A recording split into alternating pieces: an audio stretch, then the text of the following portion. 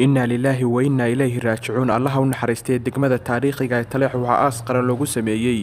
duqii degmadaasi Salebaan Axmed Diiriye oo ku geeriyooday degmada taariikhiga Taleex kadib markii geeri degdeg ah sida la sheegay ay ku timi. Waxaa aaskiisa ka soo qayb galay shacabka degmada taariikhiga Taleex, culimada waxgaradka, dadweynihii marxuumka aaskiisa ka soo qayb galay ayaa Alle uga bariyay inuu Jannatul Firdaws ka waraabiyo. markaas lagu talagalo intaas qof walba uu ku sugayso oo aad u camal falato oo xubnahaaga xumaan ka ilaaliso oo xaq bani aadanka aad iska dayso aadan cunin way la camalkay cunaysa sida ay xudurta u cuno ayaa camalka wadaad xaaran cunto afkaaga qof afkiisa ilaalin waayay waxba lama joogo wuxuu ilaalinaya ma jiro xubnihiisa qof ilaalin waayay waxba lama goor shalay ninkii la joogay kamid ah waa kan saaka aynu halka kaga tageynaa inuu isku xalayn ilaahi iyo maartay malaa'igtiisa saaka u bayaale ilaahina saasayna isaga uga barinay insha Allah inteena aamin markaynu nidhi ma qadayo waxaynu doonaynaa markiiba jannada in albaabkeeda loo fure intaasoo adoon oo ilaahay u bariday ilaahay ma qadinayo bariyo waa bariyadiisa uun ilaahayna ma qadino alla xusuusnaado taas qof walba xusuusno wabillahi tawfiiq halkan waxaynu hadda kaga tageynaa ama dhignayba waa Salebaan Axmed weeye warkeena waa jecleen weeye dhamaanteed waa jecleen ducada maanta loo ka baahay wax kale inuu ka baahna sida culimadu u duceeyeen baynu wada duceeynaa ilaahay qabriga ha waasiyo ilaahay qabriga ha waasiyo ilaahay qabriga ha waasiyo ababada jannada ilaahay ha u furo wixii dambi ha uu galayna ilaahay bilaadanku waa damaabiya ilaahay ka gudo ilaahay ka saamaxo wixii khayr u sameeyo Allah lama laabo ilaahay waxaan ka baranaa ilaahay qabriga ha u waasiyo beerta jannada Allah ha u furo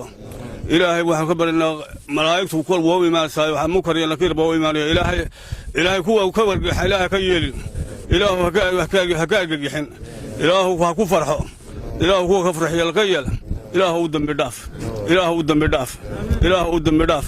ilaahu u dambi dhaaf ilaahu waa ku bariyana u dambi dhaaf ilaahu wixii lagu lahaa ilaahu ka gud ilaahu cindiga iyo raxmada iyo naxariista ilaahu kaga gud ilaahu kaga gud اللهم صل على محمد إننا آيات بينه وفلان إن في ذلك الآية آيات بينه وفلان عفرين وفلان أنت ولدي هذين بواحد وفلان وحكى له ساك الدعاء بينه وحينا إلهي بينه وبينه الباب الجنة إلهي وفر إله وفر إله وفر إننا نسمري من الله كسيو أولادي يا قرابتي أهلكي ضدك وينه ولما إلهي سمر كسيو إلهي سمري من هنا كسيو أولادي الله كسيو أهلكي يا قرابتي الله كسيو لما أنتنا الله ينقصيه إلهي وحنا كبريان ربي غير غفر واسعيه إلهي ملائكة الرحمة وديبه إلهي ملائكة الرحمة وديبه إلهي ملائكة الرحمة وديبه إلهي ملائكة الرحمة وديبه إلهي قلنا حريصه متى الكون زمانتنا إلهي نوض من حريصه ما ميتات كلك يا الله من حريصه ما يقول الله نوض من حريصه اللهم صل على محمد إلهي قف خير قبوها أو إسلام قف إسلام كإلهي وقرقاروها markhaatiga qofka loo furaa waa marba siduu yahay nin islaam ah wanaaga jecel buu ahaa inteenaasina markhaati baynu ka nahay ilaahay ha u naxariisto ilaahay janna fatulusaha albaabadeeda ha u furo ilaahay ha saamaxo isagaa wax saamaxee ilaahay samir iyo iimaan hayna ka siiyo dhammaanteenba kollayba qof kastoo la jecel yahay waa dhimanayaa khayr baynu se ilaahay uga barinay waana helayaa insha allah islaamka ilaahay meel u jooga haysta saamaxo islaamka ilaahay isu gargaaro hays xumaynina islaam baa tihiine waxaasoo kale iyo xilliga iyo waqtiga aynu joognaa nin walba huran nin walba sida culimadu sheegtay wanaaga tacab aqligaaga iyo maskaxdaada ku jiraaye wax qofka meel laga keeno maaha ilaahay idankii khayr baynu u filaynaa waana helayaa insha Allah ilaahay samir iyo iimaan ayna ka siiyo dhamaanteen dadka iyo ummadda iyo ehelka iyo qaraabadaba ilaahay samir iyo iimaan ka siiyo ilaahay idankii faatiha bismillaahir rahmaanir rahiim dibigi wareeyta Allah dhaaf dibigi muslimiinta oo dhan Allah dhaaf dirisada ahadka Salebaan Axmed ugu duugdamayna ilaahay ha u naxariiso ilaahay u naxariiso ninka Salebaan Axmed eheladii uu ka dhintay qaraabadiisii iyo qoyskiisina ilaahay samir iyo iimaan ka siiyo isaga ilaahay waxaanu uga barinay muslimiin ay horta ma saamaxdeen ilaahu raalli baanu ka nahay raalli ka noqo ilaahu kitaabkiisa midigta uga dhiib ilaahu kitaabkiisa midigta uga dhiib ilaahu janna firdowsaanu kaaga barin ilaahu waa saamaxno raalli baanu ka nahay raalli ka noqo ilaahayow rabbigayow adigaanu kuu baryaynaaye wixii dembiya oo dunuub ou gala ilaahayow uga naxariiso ka saamax waanu saamaxnay allaha saamax ilaahu saamax annagu waxaanu ilaahay la hortagnaa muslimiin nin muslima inuu ahaa innagana ajar bay inoogu jira isagana khayr baa ugu jira nin islaam u ahaa mau marag furteen oo marag furay nin islaama buu ahaa ilaahu nin islaam u ahaa wama warfulo ilaahu raalli ka noqo qabriga ilaahu u waasici janna firdowsa ilaahu ka waraabi xawlkii jannada ilaahayow rabbiyow ka waraabi xaliiqii naarad ilaahu ka dheere ilaahu raalli baanu ka nahay raalli ka noqo ilaahu raalli baanu ka nahay raalli ka noqo ilaahu saasaanu kaa barin allahuma salli calaa sayidina maxamed samir iyo iimaan qoyskii ka baxay iyo qaraabadiisana allah ka siiyo isagana cawil khayr qaba ilaahayna ka siiyo allahuma salli calaa sayidina maxamed faataxa su-aasha ilaahay ha u sugo jawaabtiisa jawaab sugan ilaahay ha ka dhigo ilaahay saasaanu uga baryaynaa camal iyo wuxuu lahaa iyo khayr ka soo shaqeeyey ilaahay ha u aqbalo wixii dembiyana allah ha ka dhaafo innagana ilaahay subxaanahu wa tacaala ajarkiisa hayna siiyo ajarkaisa ilaahay hayna siiyo ilaahay waxaanu ka baryaynaa inaanu gadaashiisa innagana ina fidnayn saasaynu ilaahay ka baryaynaa waxaa loo baahan yahay maantoo kale in lagu waano qaato halkaasayna wada hurran in lagu waano qaato oo meesha cibro lagala tago oo waano lagala tago maxaa yeelay dee dadkaynu raggaynu ogeyn qiimahooda halkaasay wada gelayaan halkaasay wada galeen horeyna u galeen haddana gelayaan innagana maxaa rabnaa inaynu ku dayanno oo khayrka kaga dayanno oo aynaan xumaan la iman oo waana ku qaadanno waxaa la yidhi ninkii waana raba baa la yidhi qur-aankaa ku filan ilaahay kitaab buu soo dejiyey subxaana wa tacaala kitaabka qur-aankaa baa waana ugu filan baa la yidhi ninkii raba baa la yidhi mawcido maxaa la xujo qur-aankaa ku filan ninkii waana doonayana waana qabrigaasaa ugu filan saleebaanoo shalay inala joogay oo inala fadhiyey waa aragtaan saaka meeshaanu dhigno waxaa la rabaa inaynu ku cibro qaadanno baa la rabaa inaynu ku cibro qaadanno saxaabigii ibnu cumar wuxuu yidhi idaa amsayta falaa tantadiri sabax haddaad galabaysatid aroortii ha sugin oo hodhan aroortii waan iska sii noolaanayaa berrito haddaad galabaysatana aroortii ha sugin kun fi dunyaa kaannaka caabiri sabiil adduunka waxaad noqotaa sidii nin waddo ka gudbaya oo kale walaalayaal adduunkeenna yaynaan siin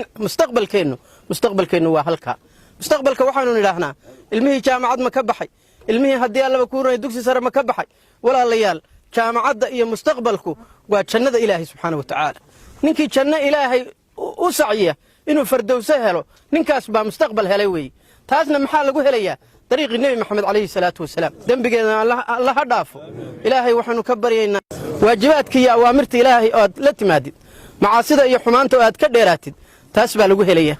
ninkaan qur-aanku xujo ugu fillayn oo qur-aanka ilaahay xujadiisa aan ku waantoomayn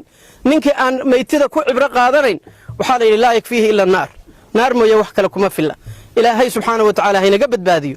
maytideennana allah ha u naxariisto inuu dembigeenna dhaafo dembigeenna inuu dhaafo quluubteenna inuu isu soo jeediyo fitanta iyo sharka ilaahay inuu inaga hayo wixii khayra ilaahay inuu ina siiyo wixii sharana allah inaga xijaabo dhallinyarada ilaahu noo ilaali oo dhallinyarada ilaahu noo ilaali oo odayaasha ilaahu noo ilaali oo waxgaradka ilaahu noo ilaali oo xoolaha ilaahu noo ilaali oo aafada iyo masiibooyinka ku jira ilaahu nooga saar adaa ka saari kara ilaahu nooga saar barwaaqaadna siiso abaartii waad naga saarta ilaahu aafooyinka kalena naga saar sala allahuma calaa nabiyina maxamedin wacala aalihi wasaxbi ilaahay ha u saamaxo maanta wuxuu ugu baahi badan yahay walaalkeen waa duco iyo allabari in ilaahay loo baryo ilaahay uu maanta marti u yahay waxaynu ilaahay ka baryaynaa subxaanahu wa tacaala ilaahu addoonkaagaas kaaga xog warramayna adigaa nooga warhaya ilaahu wixii xasanaadoo uu galay u labalaab wixii dhacdhacoo ka dhacan ilaahu ka saamax waa la wada khaldamayaa bani aadan baa le ilaahu ka saamax ilaahu su'aasha qabriga u fududee ilaahu su'aalaha imtixaanka u fududee ilaahu qabriga u waasici inta isha araggeedu gaadhay allah u waasiciyo mid qabrigiisa ku najaxa ilaa jannada allaha ka yeelo ilaahu saasaannu kaaga barinay waxaan xasuusinayaa walaalayaal meesha tani waa meesheennii munaasabka ahayd weeye waa meesheennii aynu u wala soconnay oo qof walbaaba u tegaya weeye raggii culimmada ahaa ee wanaagsanaa ee ilaahay yaqaanay asxaabtii iyo raggii la jaanqaaday ayaa nin ka mida baa wuxuu ku yidhi midiye niyo waxaan rabaa meel camiran inay geysid meel dadku ay ku badan yihiin baan rabaa inay geysid buu yidhi malaha suuqa iyo magaaladuu raba isagu inuu geeyo kadibna intuu soo kaxeeyo buu xabaalaha dhex keena markaasuu wuxuu yidhi war anigu kuma odhan meeshan cidlada ay geeye meel camiran baan ku yidhi gee markaasuu wuxuu yidhi meesha camiran waa tan adeer meesha camiran waa halkan inay ku camiran tahayna waxaad ku garanaysaa weligaa maaragtay qof intuu aaday soo noqday buu silmay weligii ma arag cid ka soo noqday hadda waa camiran tahay adaaba sheegay inay camiran tahay gurigeena raasmaalkaahi waa halkaa aynu u shaqaysanno rasuulku calayhi salaatu wasalaam wuxuu tilmaamay qabriga marka la duugo in ilaahay loo weydiiyo sugitaan in ilaahay sugo oo aysan lugtiisu simbiriirixan oo su'aasha ilaahay u fuday u weydiiyay rasuulku calayhi salaatu wasalaam waayo markaasaa la weydiinayaa innagu haddeer isaga xog kama hayno maqlamayno laakiin xadiisku wuxuu inoo sheegay inuu isaguna maqlayo hadda shanqadheennaa iyo jaqafteennaa uu hayo waatuu mar kale nebigu lahaa calayhi salaatu wasalaam qofka 3 qodob baa raaca hal qodob baa meesha gala 2 qodobna waa ka soo hadhayaan ehelkii iyo xoolihii way iska soo laabanayaan xoolihiina dad kale baa la wareegaya dadkiina way soo noqonayaan laakiin camalkiisii baa la gudgalay allah u fududeeyo waxaan xasuusinayaa horta saamaxa iyo cafiga aynu badinno adduunyaa la iska wada joogaa carab iyo labadan baa isugu dhow ducadana ha loo badiyo waxaan kaloo xasuusinayaa waxyaalaha khatarta deynta ka mid ah haddii walaalkeen ciidayn ku lahayd in laga cafiyo oo fariintaas ay bulshada wada gaadho inta maqan iyo inta joogtaba baan rajaynana haddii deyn isaga lagu lahaana in laga bixiyo laga fududeeyo qaraabadu ay dadka maaragtay mas'uuliyadda hawshaas ka saaraan waa waxyaabaha khatarta weey oo na xasuusinaynaa waayo waa xaq bani aadam xaqa ilaahay iyo xaqa bani aadamkana xaqa bani aadamka daran marka in deynta laga fududeeyo oo qaraabadu ay raadiyaan ciddii wax ku lahayd la naadiyo oo laga fududeeyo waayo maanta wuxuu u baahan yahay jaanis buu u baahan yahay wax loogu fududeeyo inahaasaan ku soo khatimay ducada allah u khatimo ducada allah u aqbalo waa u ducaynay allah u aqbalo ilaahu naga aqbalo naga ajiib ilaahu naxariistaada u waasici ilaahu naxariistaada u waasici sabir iimaan allah naga siiyo sallallahu alayhi wa sallam